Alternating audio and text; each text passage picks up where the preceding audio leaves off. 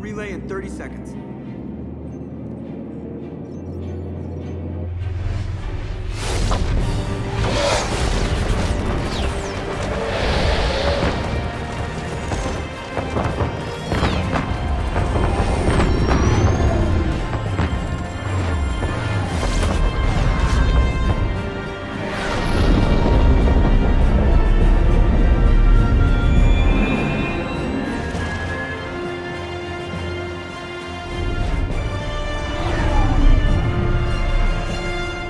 Alliance fleet reporting.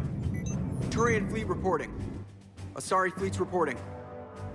Mass Effect 3 was a controversial game at the time of its launch, to say the least. And sure enough, plenty of the criticism it received was well warranted. Hindsight is a powerful tool though, and looking back, there's no denying that, even with its issues, Mass Effect 3 is a game worth experiencing. It's been a decade since BioWare concluded its beloved space opera trilogy, and the game remains solid to this day. Here we're going to take a look back at Mass Effect 3 and talk about why it's still worth playing. Note, there are spoilers ahead for Mass Effect 3.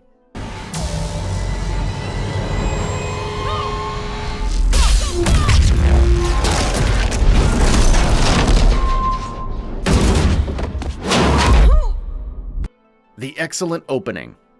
Chances are, if you were a Mass Effect fan, you were already very invested in Mass Effect 3 right from its early moments when you first played it. Even if you weren't though, you probably still got sucked in. The game has an incredible opening that sets the tone for the rest of the story excellently.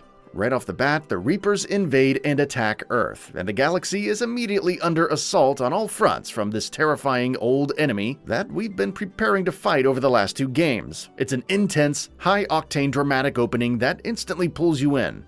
Amazing characters. I appreciate that, Liara. I wouldn't want anyone else along for the ride.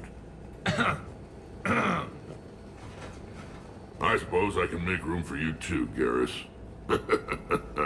Mass Effect's biggest strength, or one of its biggest strengths at least, has always been its excellent characters. After all, part of the reason why Andromeda disappointed so many people was because its characters just weren't interesting. Thankfully, Mass Effect 3 had no such issues, not even in the slightest. With the likes of Mordin, Liara, Tali, Garrus, Legion, and many others, it brought back all of the most beloved characters from the previous 2 games, while also following in their footsteps by building up a solid cast of supporting characters around that main party. Sure, not every character in the game was on the same level. James Vega is rather forgettable, for instance, but on the whole, it was an incredible cast. The Illusive Man.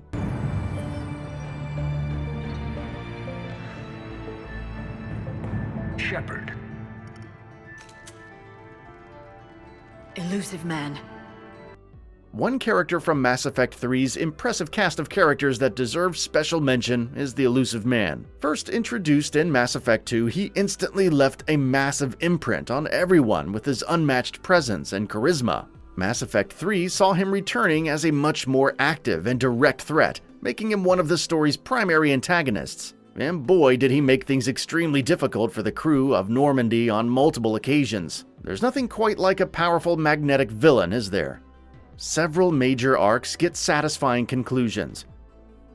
We all know that Mass Effect 3 doesn't exactly get associated with satisfying conclusions all too often, but even though the game's ending was one of its biggest issues, it did stick the landing on the conclusions to several major narrative arcs throughout the rest of the experience. Think of the genophage, of the conflict between the Krogans, Solarians, and Turians, and how all of that gets resolved. Think of the Quarians and the Geth and their endless war, and how that particular story comes to a close. Think about how appropriately momentous those arcs feel.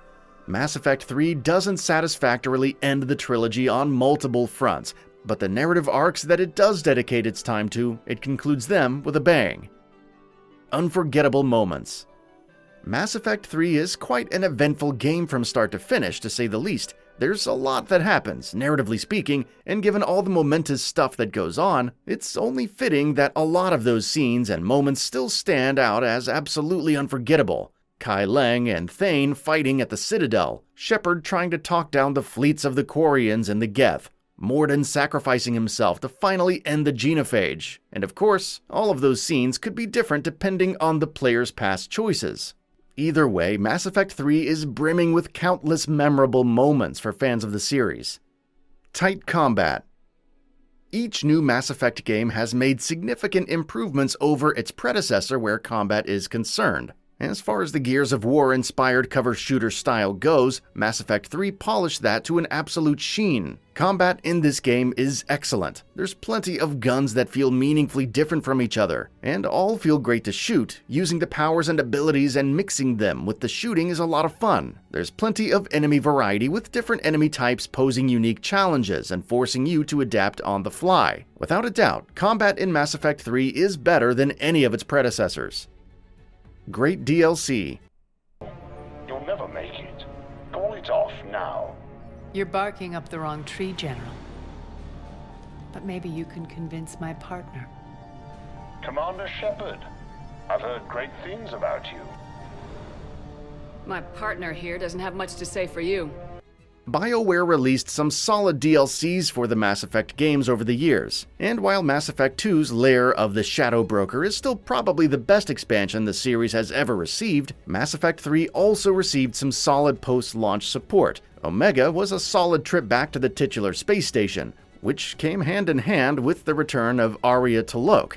From Ashes was a decent little episode and added Javik as a squadmate, though at the time it was a little ridiculous that a Prothean squadmate had been relegated to DLC. Then there was Leviathan, an incredible expansion that dove deep into the origins of the Reapers. Finally, there was the Citadel DLC, which might even rival Lair of the Shadow Broker as the series' best ever expansion. Of course, the free extended cut update also made some noticeable improvements to the game's ending. All in all, not bad as far as post-launch support is concerned. Excellent music.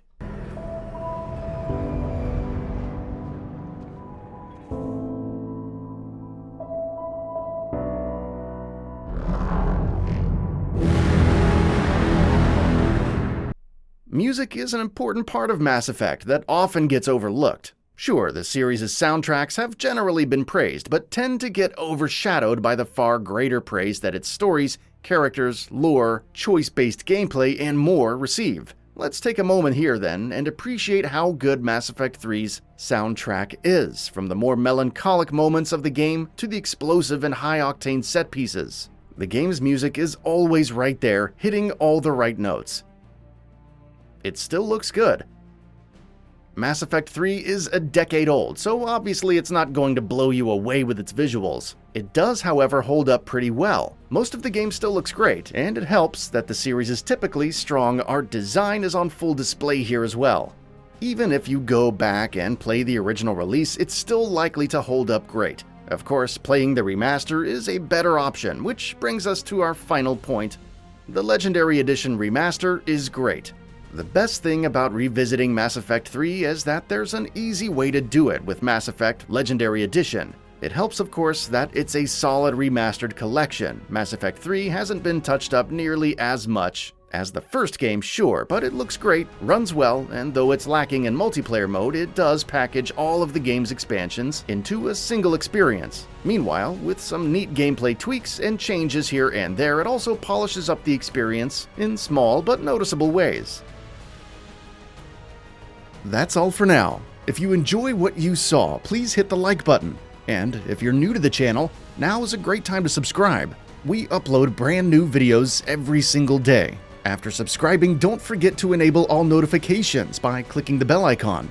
Thanks for watching this video, and we'll see you next time, right here on GamingBolt.